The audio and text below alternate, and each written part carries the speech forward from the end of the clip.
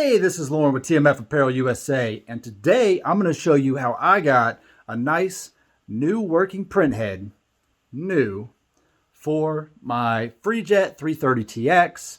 I'm going to show you how I did it. I got this whole printer right behind me for just under $300 shipped to my door, and inside that printer, you guessed it, one awesome, new to me print head.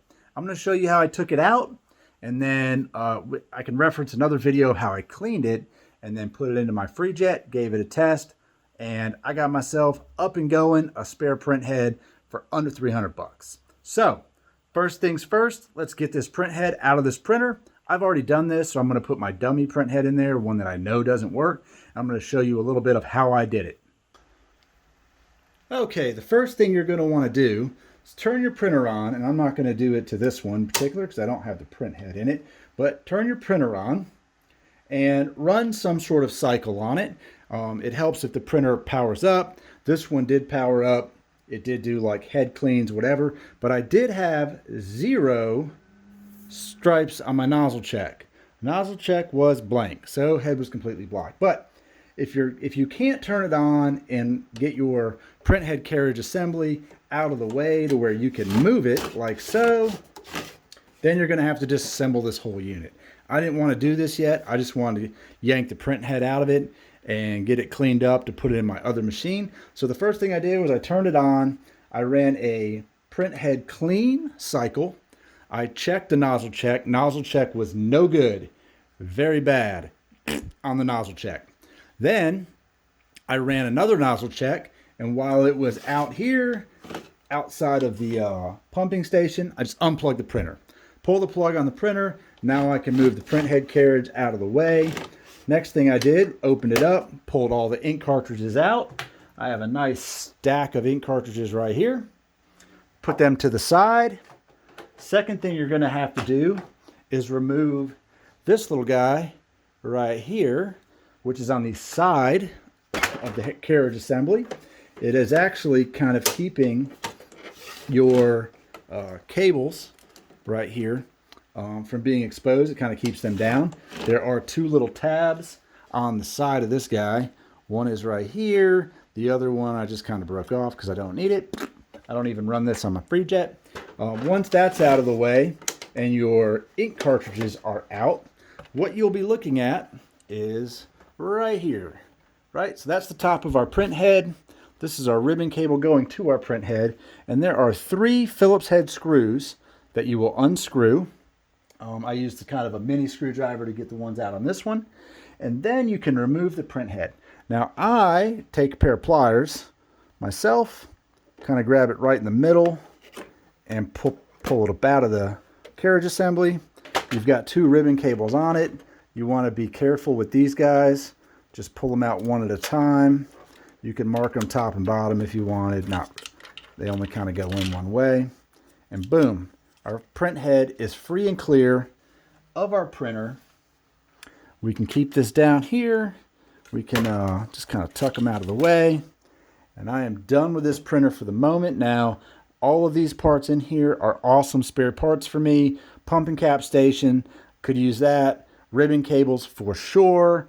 Encoder strip, boom, right there if you need one of those. Main board in there, all of that stuff. I'm going to keep this printer pretty much assembled, and if one day I want to reuse it and maybe convert it into a DTF printer, I can put one of my spare print heads in it and do that. So let's move on. Now, for the sake of this video, I'm not going to do this entire process. You can look at one of my other print head cleaning videos for what I actually did with the print head. But the first thing I did was I took it out and I put some cleaning solution into this little ultrasonic cleaner right here. This is a working print head. This is the one that was in my Freejet this morning, and it did print. I did have some issues out of this one side. I haven't been getting a nozzle check out of that nozzle. Don't really know why, but maybe this print head does have a little bit of a handicap. It is still printing everything else just fine. But what I did was I soaked it in this little ultrasonic cleaner. I ran that several times, 2 cycles. Then I got some nice DTG Magic cleaner, and I heated it up. and then I did some reverse flushes on it. I was getting waterfalls on 3 out of the 8 nozzles. So with that being said, I put it back in here, ran it a few more times, and then I put the syringe on it and reverse flushed it. And I did that real gentle, like just barely any pressure up. And I started pulling ink out, and I started pulling it out. And I pulled a lot of yellow. Was the worst channel to unclog on the printhead that I pulled out of that inkjet printer. And it took me probably about 2 hours of doing this. Slowly pulling it out, letting it soak, slowly pulling it out, letting it soak, and then putting warm cleaner and water falling it slowly and breaking down those inks to where I did get pretty much a waterfall out of all eight nozzles on that print head. Then I took that print head and I put it into my Freejet. This right here is the Freejet with the new print head put in it that I took out of that printer I got today.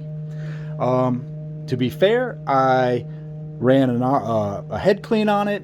I did a line pump. I just wanted to push ink through it, push DTG ink through it. And it took about 5 head cleans before I got a pretty decent nozzle check. I was getting definitely lines across the board, which was awesome. And I ran a test print, as you can see right here. It says test print on my shirt. I'm going to pop you out real quick. And this was on 1440 resolution. Wasn't the most amazing. Then I did one on 2880, which was better. Then I ran an actual test print image on there, which was even better.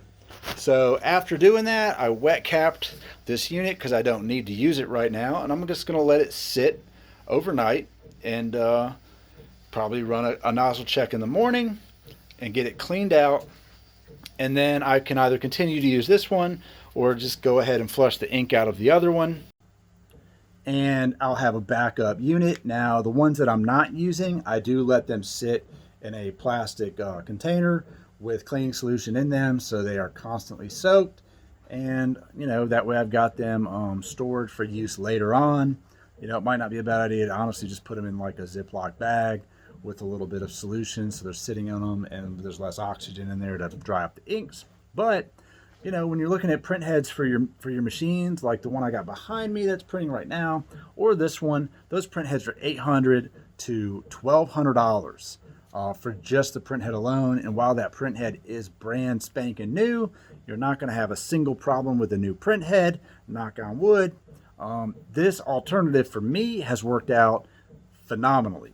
If you take your time, you can generally break down the inks in them. If you're buying a printer that's sight unseen with no nozzle check like I did, the person selling this printer, they were an auction house. They just had it there.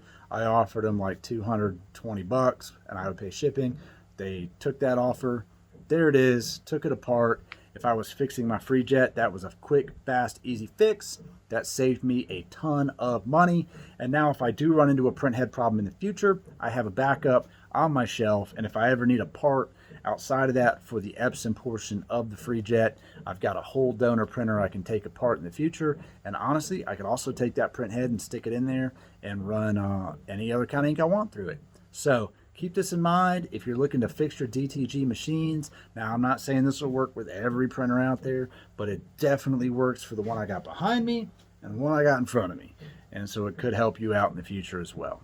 So good luck out there. Happy printing. Leave me a comment, hit that like button, give me a subscribe, give me some feedback, ask me a question. I'd love to make you guys some more videos that might help you in the future.